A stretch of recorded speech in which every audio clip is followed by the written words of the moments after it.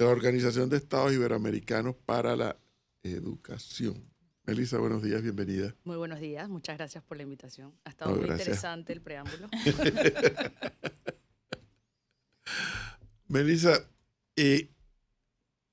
primero, antes de entrar en la materia que nos trae, papel de la Organización de Estados Iberoamericanos para la Educación aquí en Panamá. Bueno, nosotros somos un organismo internacional de carácter gubernamental.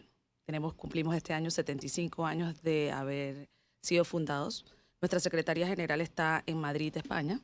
Y antes pertenecíamos o trabajábamos desde El Salvador hasta que se abrió la oficina hace 19 años en la Ciudad del Saber.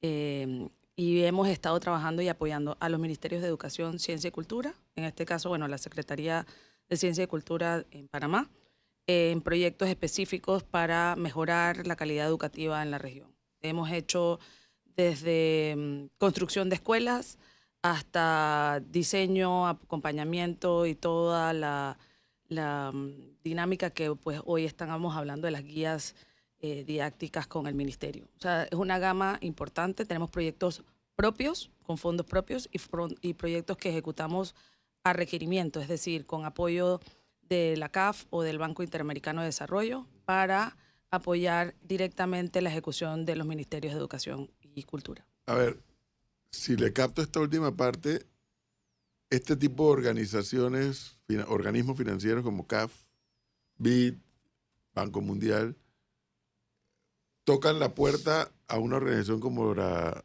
es la OEI. OEI y hacen clic ambos. Así es.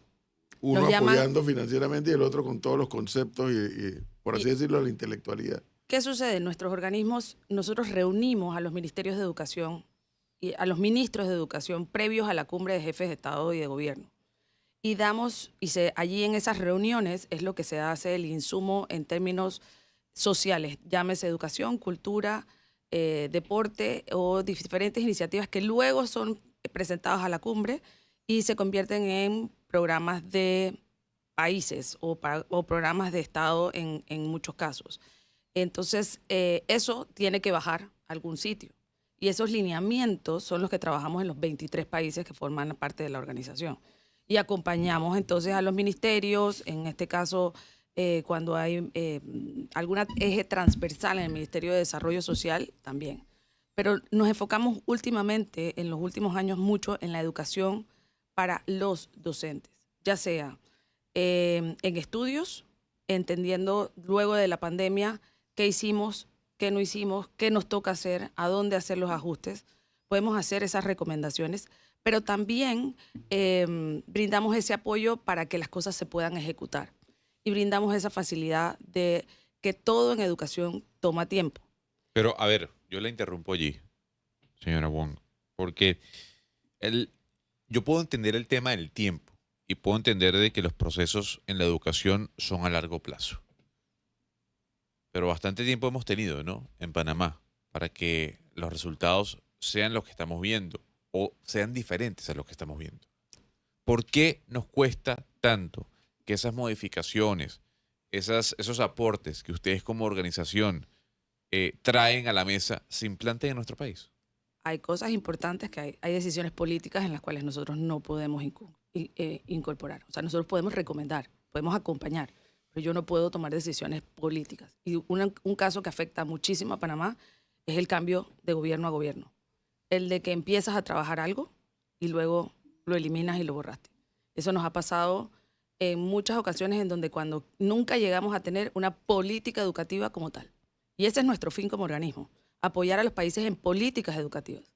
Podemos hacer programas, pero los programas para que se conviertan en una política y en ese apoyo tiene que llegar. ¿Y cuál es la política, si usted puede definir, de Panamá a nivel de educación?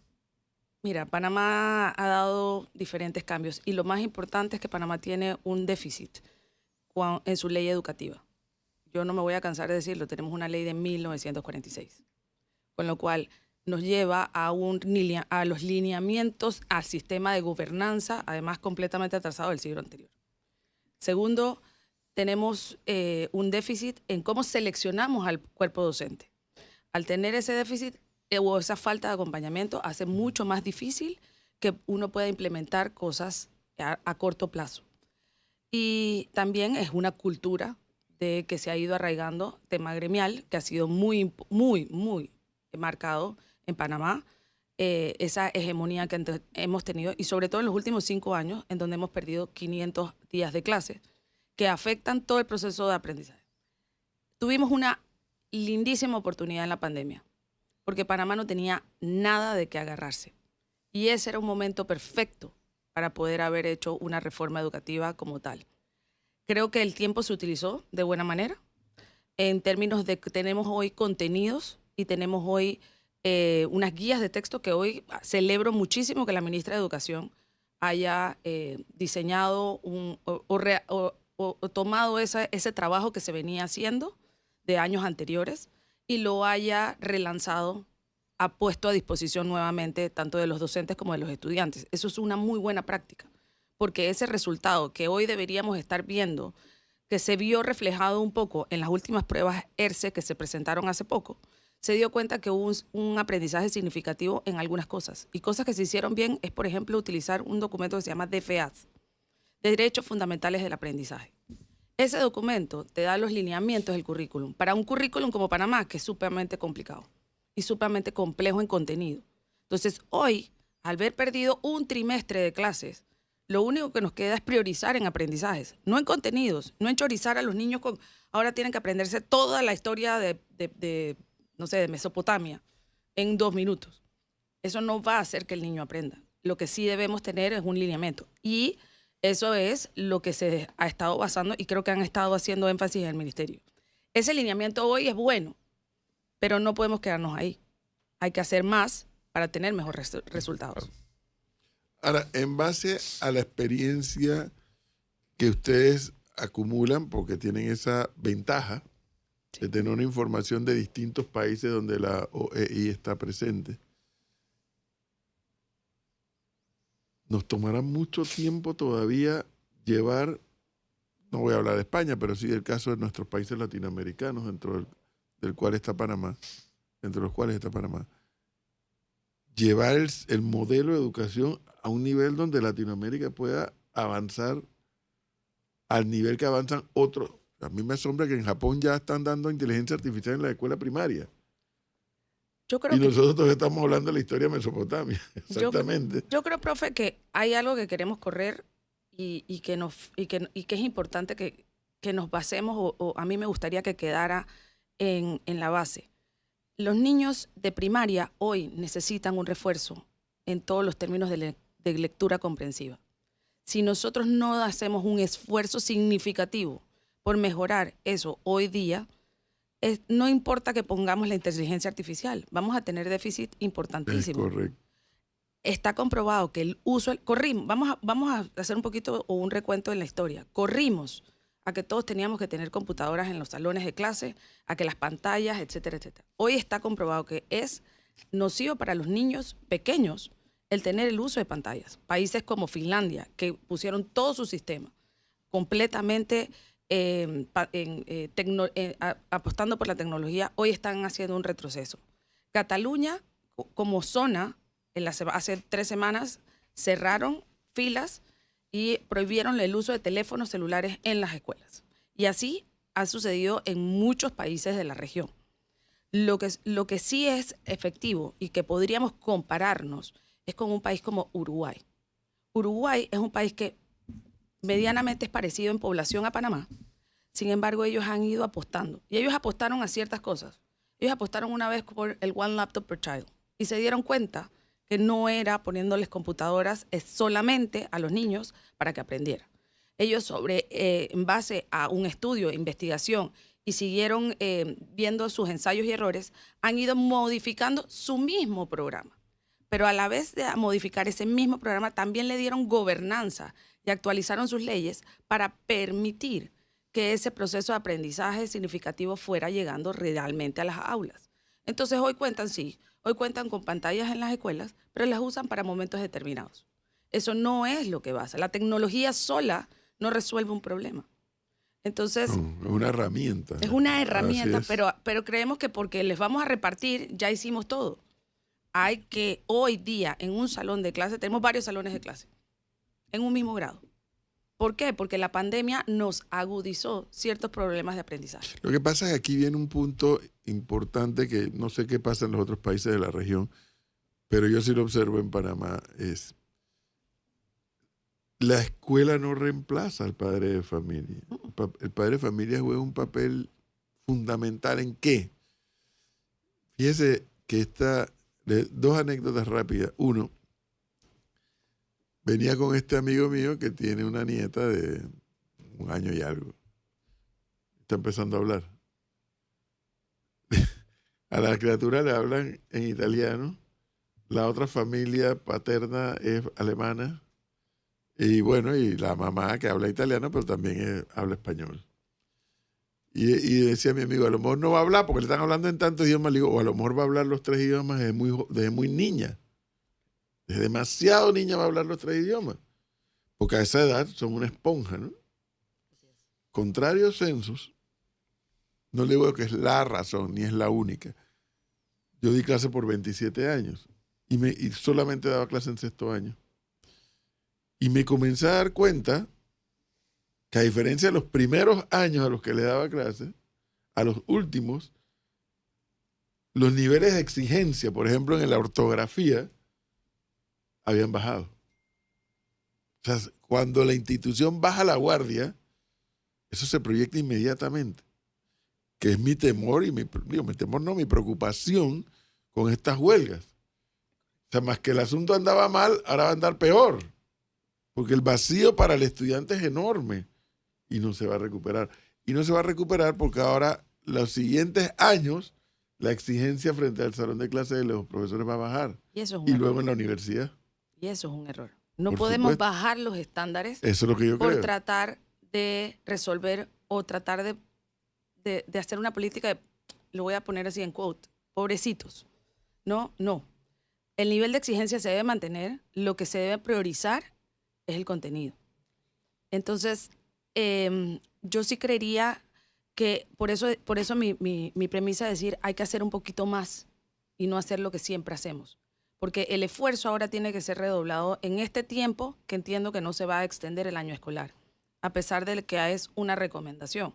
Pero está bien, podemos no extender el año escolar para no afectar algunas otras cosas administrativas o circunstanciales. Además, es una decisión del Ministerio de Educación, pero entiendo yo que vamos a empezar antes, el próximo año. Febrero. Con lo cual, también te da una garantía, pero empecemos con todo y preparándolos desde ya, para que ese primer día escolar sepamos qué vamos a reforzar y que ese próximo año, ojalá, y cruzo los dedos, no se vea interrumpido por ninguna otra razón. Es que tengo que estar de acuerdo con la ministra cuando dice, cuando tú mezclas política con educación, es una ecuación garrafal. Pérdida. Es una pérdida y estamos perdiendo como país. Cuando tú sales de tu salón de clase, tú puedes hacer toda la vida política, ideológica, de todo lo que te dé la gana. Es correcto. Pero tu tiempo en el salón de clase tiene que ser casi sagrado. Y Porque es que el daño o el beneficio es correcto. que le hace a ese estudiante marca su vida. Yo les puedo decir que yo tengo la experiencia de ser la directora también de Costa Rica. Y Costa Rica está llevando un proceso un poco diferente. Costa Rica llegó a unos niveles educativos importantes y se está viendo reflejado hoy en una disminución en sus aprendizajes. O sea, en los resultados de las pruebas PISA, que a pesar de que ellos están comparados como país OCDE, obtuvieron un resultado de 417 puntos en matemáticas. Ellos bajaron 17 puntos. Y empezaron a ver por qué. Ellos tienen un sistema tan normado, a diferencia nuestra. Bueno, nosotros también tenemos un sistema muy normado, pero ellos tienen unas normas actualizadas. Usted sabe que lo que Gonzalo no ha querido decir es eso, ¿no? ¿Qué cosa?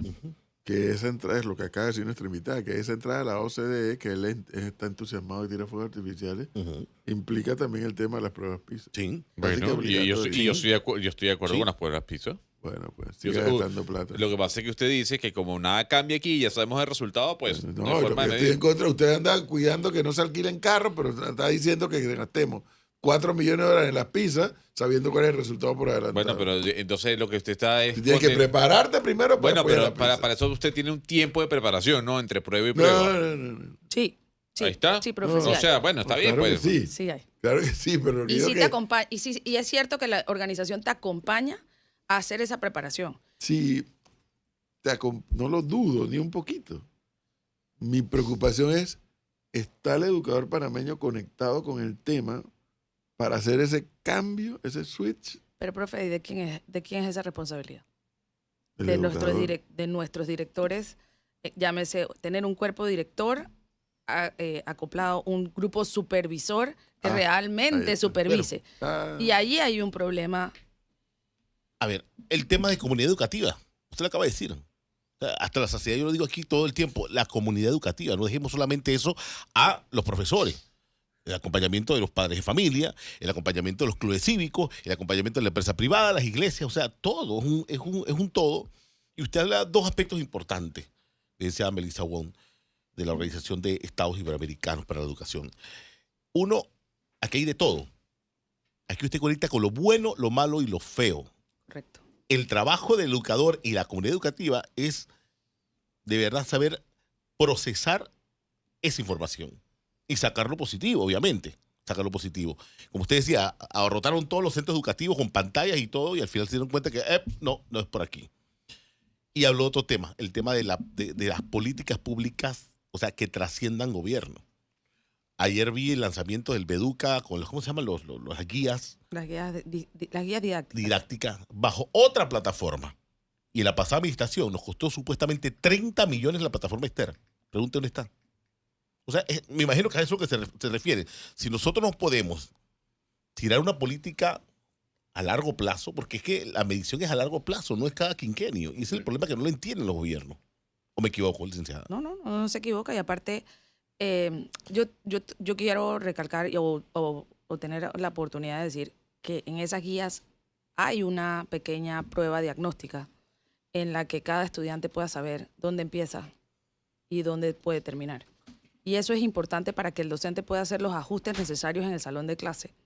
Porque el nivel, por ejemplo, de lectura comprensiva para niños hoy en un primer grado es completamente diferente. Y es completamente diferente a un niño de 4º grado que aprendió a leer en primer grado con mascarilla. Y los niveles que hoy están presentándose en déficit de necesidades educativas especiales con respecto a eso, llámese dislexia, llámese... y lo primero que queremos hacer es decir, es que este niño es autista, en muy mal diagnóstico o un sobrediagnóstico en algunos casos, también está afectando nuestro sistema educativo. Que los padres de familia no tienen conocimiento de que esto sucede o de qué estamos tratando. O él tiene déficit atencional. No, esa es clásica. la mayor. Todos lo tenemos. O sea, realmente, ¿en qué medida vamos aplicando o no los ajustes necesarios y qué herramientas le estamos dando a nuestros docentes para que ellos puedan acompañar ese proceso de aprendizaje en el salón? Entonces, yo vuelvo y recalco que es importante basarse en herramientas que hoy Panamá tiene que no tenía, comparativamente hablando a otros países, que en este momento ese proceso, si se continúa, podremos llegar a ver un resultado y podemos hacer los ajustes correspondientes. Pero la respuesta no debe ser, esto no sirve y vamos a volver a empezar de cero. Cada 5 años. Mire, usted dijo algo, Melissa, que ahora que veo que aquí me escribe, a mí me tocó la generación donde apareció la calculadora. Ya había calculadora. Y sí, en el caso del profesor Cuevas, que nos escucha a menudo también, en ese momento, en ese nivel, todavía no usábamos calculadora. Ya cuando llegamos al 5º y 6º año, ya era entonces con el hermano Marcos. Y en principio no nos dejaba usar calculadora. En principio. A lo largo del curso, entonces, bueno, a partir de ahora que quiera traer, puede empezarla a traer. Y yo que en eso, a mí me hablaban en otro idioma. Cuando el hermano Marco y el hermano Javier daban la clase, yo pensaba que era otro idioma, pero yo no entendía nada. Entonces, esa no era mi fuerte. Pero ¿qué era lo que usted dijo al inicio? Es una herramienta. La explicación era que era la clave. Porque de nada te vale la herramienta si no te explican de... Yo me acuerdo que el coseno, el tangente, había una función en la calculadora.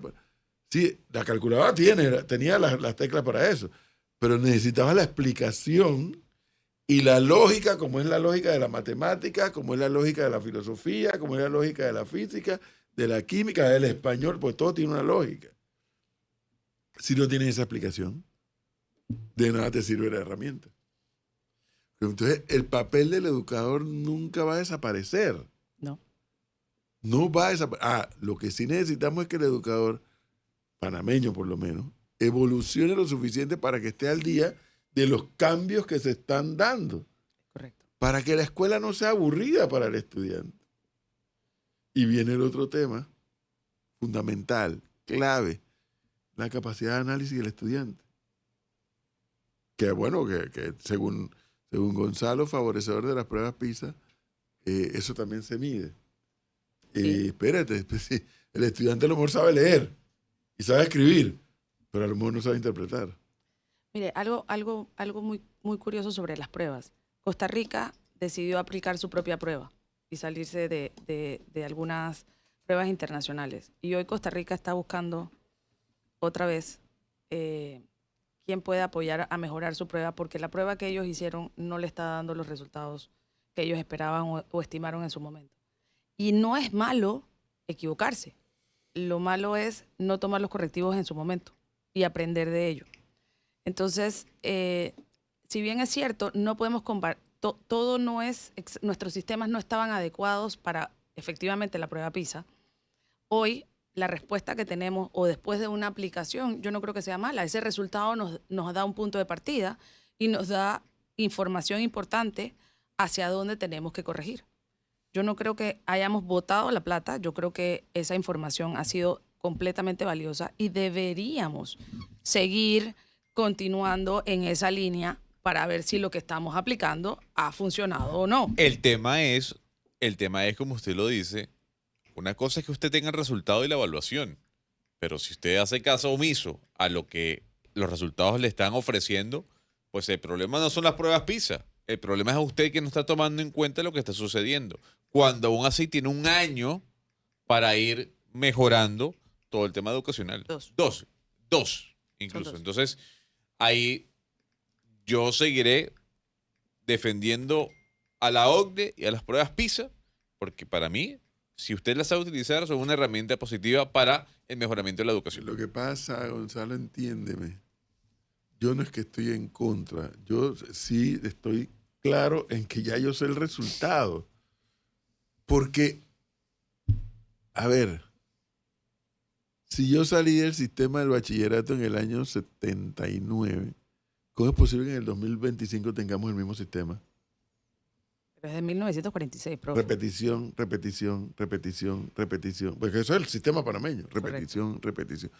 Entonces, claro, por eso al muchacho se le hace la escuela aburrida. Dice, pero ¿por qué me tiene repitiendo? Me tengo que aprender las capitales. Pero si las capitales las tengo aquí en el celular, ¿por qué me las tengo que aprender? Entonces tiene que darle un giro a la clase esa de la geografía. En lugar de estar repitiendo o aprendiendo de memoria las capitales, ahora tienes que hablar de por qué era Checoslovaquia antes y qué es la República Checa ahora. Y qué es la República de Eslovaquia. ¿Cómo ha cambiado el mapa? ¿Por qué cambió el mapa? Pero no me pongas a repetir de memoria las capitales, porque eso era bueno para aquella época. No Yo, para por esta. ejemplo, Pero perdón que le interrumpa, pero ¿por qué su argumento no puede ser válido en países como Japón, Corea o Singapur, ¿Cómo que están así? más adelantados a nivel tecnológico e igual tienen que saber de matemática, de geografía, a Sí, pesar he de dicho que... Por eso le digo... Pero no es un sistema de repetición que es el que tenemos en Panamá. Ellos no tienen... O sea, ese es mi punto. Que logran evolucionar y poner el sistema por lo menos al día de los cambios que se están operando en la sociedad y en el mundo. Porque las pruebas le dicen en dónde están fallando. Pero si lo saben. Bueno. El sistema es el mismo desde el inicio del siglo XX. Repetición, repetición, repetición. O sea, las PISA y TERCE. ¿A usted se refiere a las dos? Sí. El sistema O sea, panameño. para usted el problema es la ley. Si cuando la ley se No, modifique, ojalá fuera la ley. ¿mejoraremos en la prueba PISA? La ley no trae varita mágica. Entonces... Es la conducta del educador la que tiene que cambiar. ¿Cómo te lo explico? puedes pagar todas las pizzas que quieras y el resultado va a ser reiteradamente el mismo si no has hecho cambios. Profe, y si hacemos una cosa, si cuando cambiamos el perfil, que entiendo yo que el ministerio ha estado trabajando en el perfil de egreso del docente, y finalmente aplicamos esto, tenemos que trabajar con la universidad, quien está fabricando naturalmente a la materia prima, tiene que trabajarse con ellos de la mano. Y eso tiene que venir. Pero ¿cómo vamos a saber si ese resultado ha funcionado o no? Claro, hay que medirlo. Si no lo mides, no sabes qué hiciste. Algo lo que yo entiendo un poquito. No, de nada te sirve hacer una encuesta. Si es una encuesta y dices, mira, aquí está el resultado. Ajá, tengo que hacer estos cambios. Pero si no haces la segunda encuesta, no pudiste evaluar si hubo cambios o no. No es nada diferente en el sistema. Pero mi punto aquí es que si el gremio de educadores en general, panameños, no quiere entender, independientemente que la ley sea de hace 1000 años o que sea de ayer, que de ellos depende el cambio. Correcto. No hay forma de producir cambios sin los educadores. No hay. Componente vital. El cambio tiene que venir por ellos. Pero mi crítica al sistema es que veo que hay una resistencia. Pero yo creo que también hay una cuota como sociedad con respecto a eso, profe, porque los maestros, cuando les presentan una buena iniciativa y empiezan a trabajar en ella, han trabajado en ella y han colaborado y han estado han estado entusiasmados.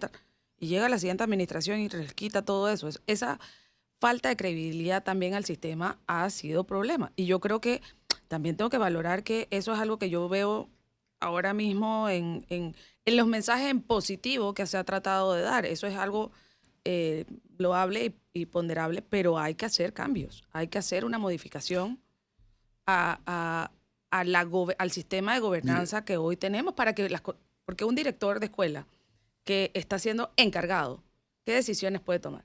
En decisiones administrativas, por ejemplo, son tan básicas como que el educador hoy día, el director de hoy día no sabe lo que gasta su escuela en luz, agua así es. o gastos básicos en la escuela. Y si nos medimos bajo la misma premisa de que si no medimos en infraestructura, todos los años hay que estar pintando la escuela, todos los años hay que estar arreglando los baños. Yo me gradué en el colegio San Agustín.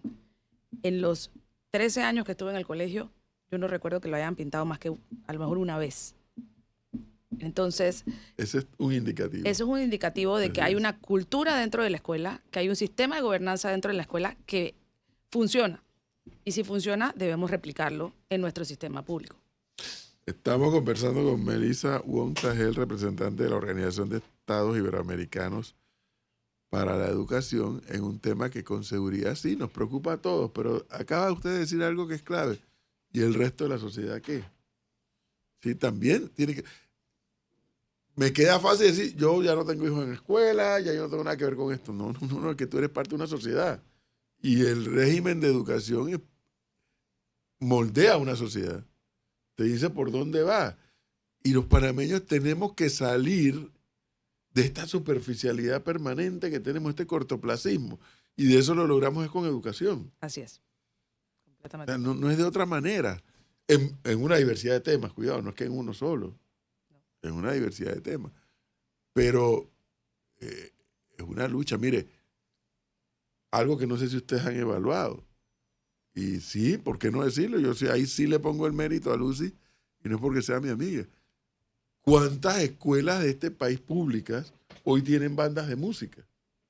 Eso es un programa que claro, y es una demostración que sí se pueden producir cambios. De hecho, todas las escuelas particulares, la mayoría que participan, tiene un programa de música. No será perfecto. Por supuesto que siempre va a ser y siempre se va a poder mejorar. Y eso es algo que, por ejemplo, estamos apoyando en este momento al ministerio, en una política tanto de ampliar el tema de las bandas de música como los equipos deportivos. Cuando tú tienes que ese es otro tema. Ese es otro tema. Cuando tú tienes un estudiante que además de la física, la química, el español, el inglés, además aprendió a leer música y a tocar un instrumento, hay un valor agregado como individuo. Y eso se ha logrado hacer, porque yo comentaba estos días, antes ir a un desfile de fiesta patria era aburridísimo. Tututun, tututun, tututun. Ahora tú vas a ver ese talento de esos muchachos y esas muchachas con sus instrumentos. Y hay otras escuelas que ya van más allá de la banda de música. Que si el violín, que si el piano, que si esto. O sea, eso es desarrollar al muchacho y a la muchacha, al estudiante. Es Porque correcto. para leer música y interpretarla con el instrumento, tienes que tener un desarrollo mental importante. Y también me atrevo a poner en el debate en que las escuelas deben abrirse a otros idiomas, no necesariamente solo el inglés. Solo el inglés. Y permitirle esa discrecionalidad al director de escuela que puedan enseñar otros idiomas en la escuela. Lo que pasa es que queremos, en algunos casos queremos, y entiendo por el tema de los principios de igualdad y de tal, Oiga, pero hay lugares en donde se puede hacer alguna cosa diferenciada. pero explíquele a Gonzalo que cada vez que una escuela quiere hacer una novedad que esa, ¿dónde tiene que ir? Al Meduca a pedir permiso para que el Meduca lo apruebe, para que... Así no es. Hombre, creo que tiene que haber un mínimo indispensable que el Meduca como ente rector... Pero de ahí en adelante que la escuela que quiera desarrollar esto, aquello, lo otro que se le puede desarrollar. Lo que usted acaba de mencionar, el deporte, la escuela pública ha desaparecido del deporte. Es correcto. Mientras que antes eran los líderes, prácticamente ha desaparecido de la práctica de deporte. Y ese espacio lo ha llenado la escuela particular. Así es. Bueno, Claro, los tiene- resultados hoy de las pruebas para, para entrar a la Facultad de Medicina la ocuparon las escuelas particulares. Eso no es normal. El año pasado ahí vi que publicaron los 4 primeros puestos por estudiantes de una misma escuela. Cuidado, no es porque sean de la escuela, en este caso eran de la SAI. No es porque sean de la SAI, porque el estudiante que es bueno donde tú lo pongas. Pero digo, espérate, aquí hay algo que, bueno, por un lado hay algo que sí está funcionando bien, pero hay algo que no está funcionando bien por otro lado. No, y hay que hacer un llamado ya al gremio docente, porque no eran todos, No, pero había una gran parte pero que claro, se dejó influenciar de mala manera con su dirigencia, y ya va siendo hora de que Sí. esos dirigentes entiendan que ya me estoy acordando de una anécdota. Eso me los contaban los hermanos. Dice, el primer grupo que dio informática en este país fuimos nosotros. En el país. 1978. No daba nota porque era la primera vez que se daba el curso. Tenía que ir al Ministerio de Educación. Oye, ¿estamos listos para...? No, pero es que... Oye, que estamos listos, necesitamos la aprobación para incorporar la materia. Hay una vaina que tienen ahí, los curas de la Salle, una cosa informática. Es así, o sea, ese centralismo también es un ancla. así es. También es un ancla. Sí, Tú es tienes- así. Tú tienes que dejar que el director, que con su equipo de ¿cómo es el gabinete psicopedagógico, desarrollen. Y si encuentran espacio para además dar inglés, dar mandarín, bueno, que dé mandarín. Correcto. Es un activo para el estudiante. Pero hoy tenemos otra cosa que nos pasa en el sistema, es que empezamos con la modalidad de la educación técnica profesional y tener no sé cuántos, creo que van por 30 y tantos bachilleratos. Es imposible tener a alguien tan especializado a tan corta edad para que salga al mundo laboral, y la verdad es que se toman una dificultad importante al conseguir trabajo, porque no es cierto que están tan especializados.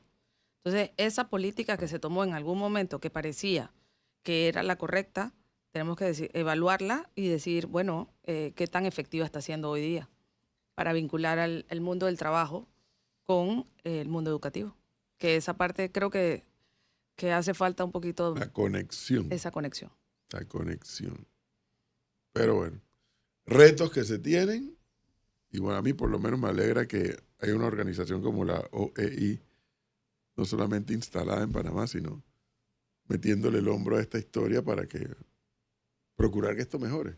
Sí, esa es nuestra intención No es siempre. otra intención, es procurar que esto mejore y que esa cantidad de jóvenes panameños, en consecuencia de que mejore, tengan más oportunidades. Así es, Porque no es de otra forma. ¿no? Tú no enganchas en el sistema laboral si no tienes una buena preparación. Eso es así. Pero bueno, le agradezco a Melissa Wong este tiempo que nos ha dado y esta información que nos ha compartido. Y No queda otra que dar seguimiento, ¿no? Sí, así es. Y bueno, seguir trabajando, porque es que el proceso educativo no termina hoy.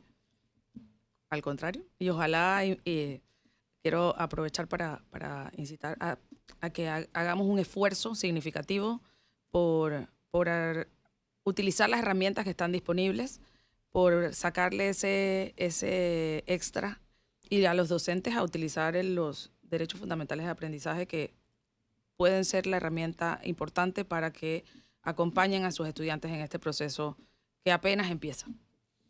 Melissa, la próxima vez que vaya a Madrid le voy a decir que vaya a la OEI allá en Madrid. Sí, Meli.